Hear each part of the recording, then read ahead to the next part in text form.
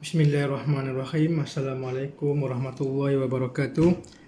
Hari ini kita kembali hari Isnin seperti biasa mata pelajaran sejarah tahun 4. Okey murid-murid, sebelum saya memulakan mata pelajaran sejarah pada hari ini, kepada semua guru-guru, kepada semua waris, kepada semua anak-anak, murid-murid, ingin saya perjelaskan mengenai konsep PDPR yang sedang dilaksanakan sekarang ni.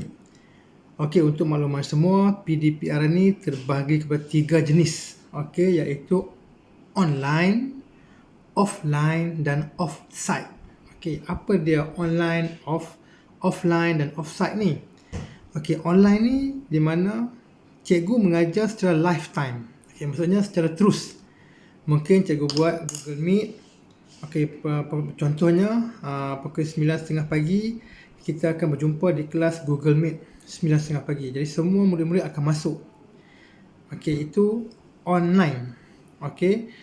Offline pula kita menggunakan kaedah bentuk rakaman macam ni. Okey, cikgu rakam macam ni, anak-anak, waris-waris boleh tengok waktu mana pun. Petang boleh tengok, malam boleh tengok. Kemudian latihan-latihan yang cikgu bagi ada yang menggunakan modul. Okey, kemudian ada juga macam latihan minta buat dalam buku latihan. Okey, itu offline. Okey, bagi offsite pula. Offsite tu maksudnya pembelajaran berlaku di pusat-pusat pemindahan. Okey, contohnya pusat-pusat pemindahan banjir. Tapi sekala di Kedah, di Kota Star ni tidak ada tempat pusat pemindahan tu, jadi kaedah offsite ni tidak berlaku. Jadi untuk kita pada hari ini kita menggunakan kaedah offline lah. Okey, di mana cikgu rakam apa yang cikgu nak persembahkan nanti, apa yang cikgu ajak nanti, itu adalah offline. Jadi murid-murid boleh tengok lah waktu mana sekalipun. Okey, cuma kali ni pendekatan cikgu lain sikit. Minggu lepas cikgu bercakap seorang-seorang je. Kali ni, hari ni cikgu ada bahan. Okey, jadi murid-murid boleh tengok apa yang dipaparkan di skrin laptop kamu, apa yang dipaparkan di telefon kamu, tab kamu, apa jua peranti yang kamu sedang gunakan sekarang ni. Okey. Okey, pada hari ini seperti biasa sejarah tahun 4. Okey, semua boleh tengok gambar yang tertera di sini, gambar okey. Seperti yang saya dah maklum minggu lepas, kita ada 11 topik, 11 unit. Okey, ini unit-unit dia. Okey, pada minggu lepas. Okey, cikgu nak ulang kaji sedikit saja sebelum kita masuk tajuk yang baru pada hari ini. Okey, seperti yang cikgu dah sebut sebelum ni, sejarah. Okey, ini adalah tokoh-tokoh sejarah yang mengatakan apa itu sejarah. Okey, sama juga seperti dalam buku teks, cuma ini nota dalam bentuk ringkasan. Okey. Okey, macam Herodotus. Kita tengok Herodotus ni apa yang dia kata. Sejarah ialah penceritaan tentang tindakan manusia dan sebab-sebab mereka melakukannya. Aristotle pula kata apa? Aristotle kata sejarah adalah peristiwa masa lalu yang mempunyai catatan, rekod atau bukti yang konkret. Itu Aristotle. Okey, ini Ibn Khaldun pula kata apa? Okey, Ibn Khaldun di sini disebut sejarah menceritakan tentang masyarakat atau peradaban manusia serta perubahan yang berlaku dalam masyarakat itu. Okey, bagi seorang tokoh lagi. Tokoh ni tokoh Malaysia lah, Muhammad Yusof Ibrahim, tokoh sejarawan Malaysia. Okey. Dia kata sejarah ialah catatan ataupun rekod mengenai sesuatu peristiwa yang berlaku pada masa yang lalu. Okey, jadi word dia bahasa paling mudah seperti dalam kamus dewan, peristiwa atau kejadian yang masa lalu, kejadian atau peristiwa yang sudah berlaku.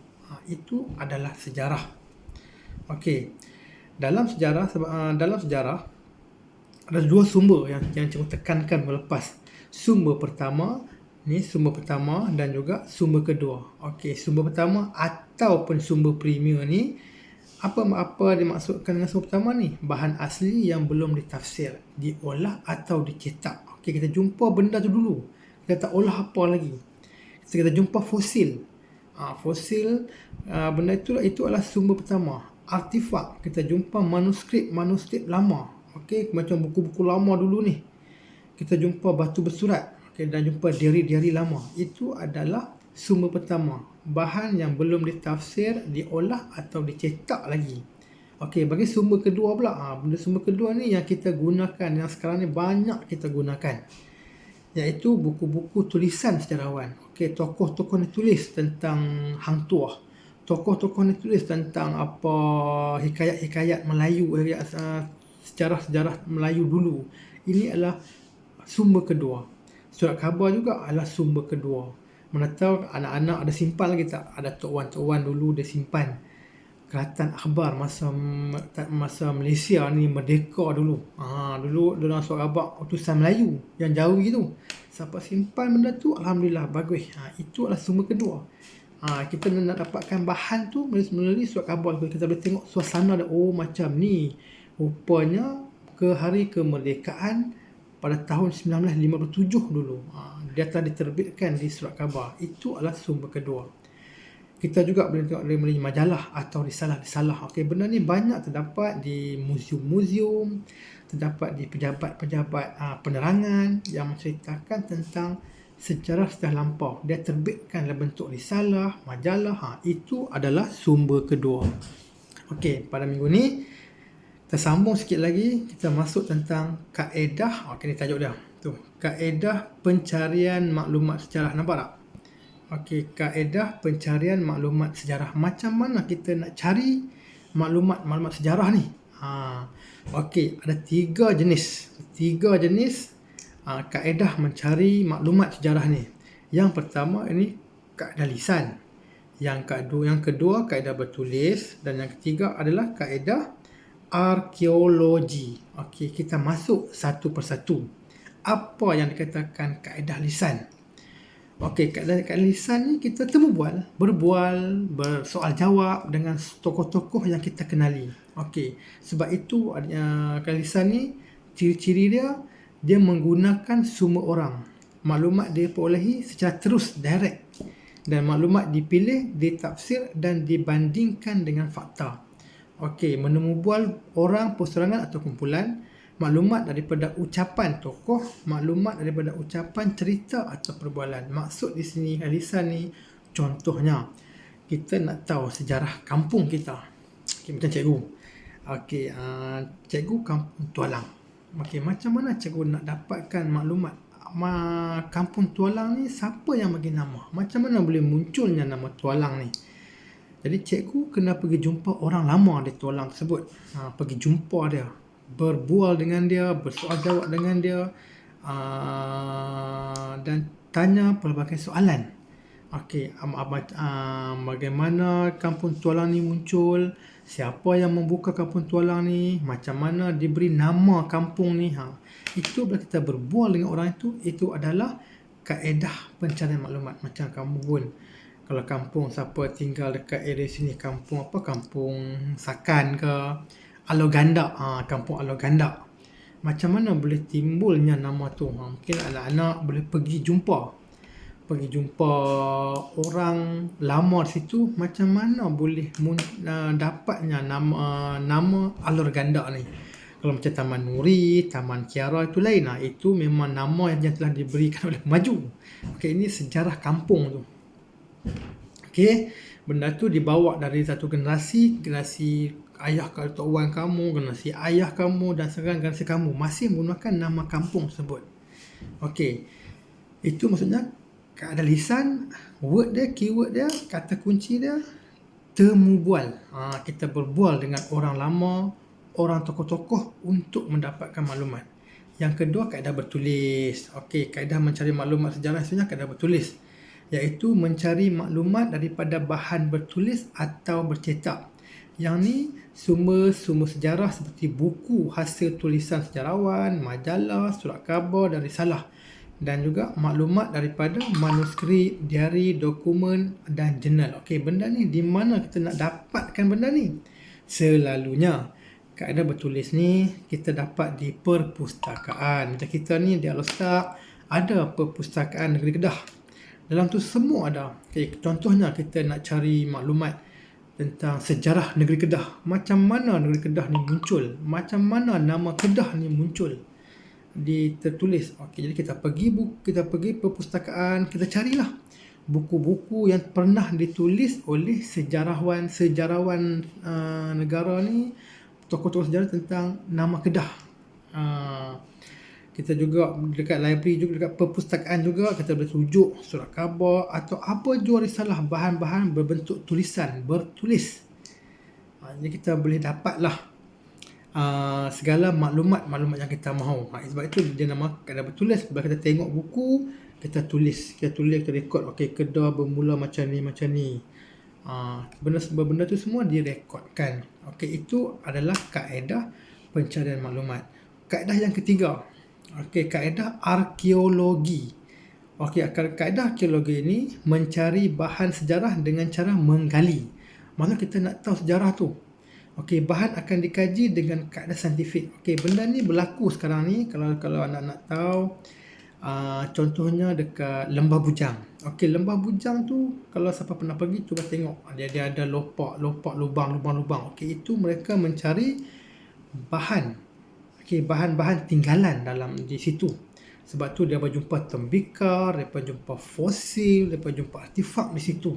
Di situlah yang menunjukkan contohnya di Lembah Bujang tu telah wujud satu penempatan hasil daripada mencari gali. Sebab tu disebut mencari bahan sejarah dengan cara menggali. Maklumat daripada artifak, iaitu bahan ciptaan atau buatan tinggalan manusia zaman dahulu. Ataupun maklumat daripada fosil, iaitu tinggalan haiwan atau tumbuhan zaman dahulu. Okey, siapa pernah pergi Lembah Bujang, kalau ada kesempatan lepas PKP ni, cuba pergi Lembah Bujang di Merebuk, Sungai Petani, dekatnya. Situ kita tengok tempat-tempat cari gali tu, di situlah mereka jumpa tembikar zaman dulu. Jadi mereka mengatakan, okey, di sini sudah ada penempatan. Orang dah duduk dulu ni. Melalui tembikar, iaitu artifak tu tembikar, jumpa cawan, pinggan, duit shilling. Okey, selain tu jumpa fosil, contoh-contoh binatang-binatang zaman dulu, tumbuh-tumbuhan yang dulu yang tak wujud dah sekarang ni, yang tertanam dalam Lembah Bujang sebut. Cuba tengok gambar sini. Ini mereka mencari gali ni, nampak tu. Mereka korek, depa catat apa yang depa jumpa di situ, depa rekodkan. Itulah yang dikatakan sebagai kaedah arkeologi. Jadi 3 kaedah yang kamu kena ingat. Kaedah mendapatkan hasil sejarah, mencari maklumat sejarah ni 3 jenis: lisan, bertulis, arkeologi. Okey, lepas tu kita masuk sikit lah sebelum cikgu tak mau panjang sangat dan tak mau pendek sangat, sedang-sedang saja. Okey, sejarah juga kita akan sentuh konsep masa dalam sejarah. Okey, konsep masa dalam sejarah ni terbahagi kepada dua, iaitu ini zaman dan juga kronologi masa. Okey, cikgu masuk satu-satu. Okey, kronologi masa. Okey, kronologi adalah urutan masa. Okey, kronologi ni anak-anak nak tahu susunan. Kalau macam istilah ni tertib lah. Tertib. Macam kita ambil semayang daripada mula dengan kumuk apa semua, last sekali sampai basuh kaki, itu tertib. Kronologi ialah urutan masa. Baik, kronologi pula dia pun sama, urutan masa. Okey, contohnya dulu kamu kanak-kanak tahu apa? Tahun 2000, 2005, 2010, 2015, 2020. Benda tu bergerak 5 itu kronologi masa. Sesuatu sejarah dikaji mengikut kronologi masa. Okey, dalam masa ni, dalam sejarah ni ada 3 yang kamu kena tahu, iaitu dekad, abad dan alaf. Okey, kalau dekad ni berapa tahun? Ingat, dekad ni 10 tahun. Kalau abad pula, abad ni 100 tahun. Kalau alaf pula, alaf ni 1000 tahun. Sebab itu kalau masuk tahun dulu, masa cikgu lah, masa anak-anak mungkin tak sempat kot, sekarang ni 2020. Masuk tahun 2000, kita semua sebut alaf baru. Sebab apa? Kita masuk ke tahun 2000 masa tu. Dulu kita guna 1900. Bila masuk ke tahun 2000, dia dah cukup 1000, dia panggil alaf. Sebab tu dia panggil alaf baru. Okey, alaf ni 1000 tahun. Benda ni kena ingat ni. Ini soalan yang kerap tanya, pengetahuan yang kamu kena tahu. Dalam matematik pun ada benda ni. Abad 100 tahun, ni 100 tahun. Dekad pula 10 tahun. Dekad, abad, alaf. 10 tahun, 100 tahun, 1000 tahun. Okey, bagi zaman pula. Apa itu zaman? Okey, zaman ditentukan bagi satu tempoh masa yang panjang. Okey, zaman pula kalau dalam sejarah lah, dalam sejarah ni ada dua, Masihi dan sebelum Masihi. Okey, zaman ni kamu tahu, mungkin kamu pernah dengar. Zaman kanak-kanak, zaman remaja, zaman dewasa. Zaman ni menunjukkan satu tempoh masa yang panjang. Kalau zaman kanak-kanak ni mungkin 10 tahun. Tak kamu 3 tahun sampai kamu 12 tahun. Okey, itu zaman kanak-kanak. Kamu masuk 13 tahun sampai 20 tahun, itu zaman remaja. Itu satu tempoh zaman masa yang panjang tu. Okey, tapi dalam sejarah ada dua, iaitu Masihi, sebelum Masihi. Okey, sebelum Masihi ni iaitu zaman sebelum kelahiran Nabi Isa. Itu dipanggil zaman sebelum Masihi. Okey, bagi Masihi pula zaman selepas kelahiran Nabi Isa. Dah dua saja. Sebelum Masihi maksudnya sebelum kelahiran Nabi Isa, Masihi pula selepas kelahiran Nabi Isa. Okey, cuba tengok dia punya flow dah. Tu. Tahun 100 sebelum Masihi, SM tu sebelum. 10 tahun sebelum Masihi. Okey. Lepas tu masuk pula 10 Masihi. Okey, macam kita sekarang ni, berapa Masihi ni? Sekarang ni kita tak nak Masihi dah. Lepas Masihi kita guna hijrah. Selepas berlaku penhijrahan dalam pendidikan Islam pun disebut tahun hijrah. Okey, sekarang ni kita dah masuk tahun hijrah. Kalau macam hari ni kata cikgu Zulhijjah kot. Okey. Sorry, Jamadil Akhir, minta maaf. Okey. Macam sekarang ni tahun hijrah kita 14. Aku nak cek takut silap lagi. Okey. Kena cek betul-betul tahun Masihi, tahun hijrah.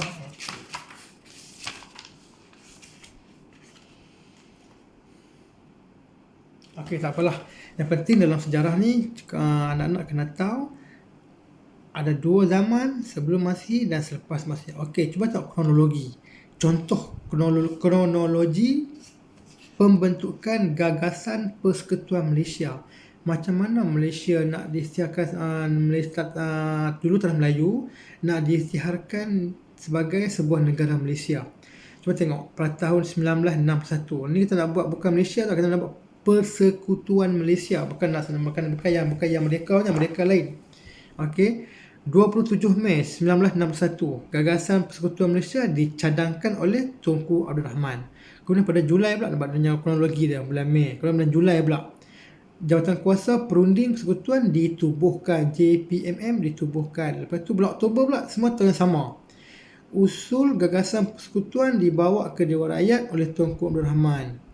Okey, lepas tu pada tahun 1963, lepas dah usul tu selang 2 tahun, 1963, Perjanjian Persekutuan Malaysia ditandatangani di London. Dan lepas tu pada 16 September 1963, selang 2 bulannya, 9 Julai, bulan Ogos, September, 16 Julai, Perisytiharan Persekutuan Malaysia yang kita sambut setiap tahun tu 16 September.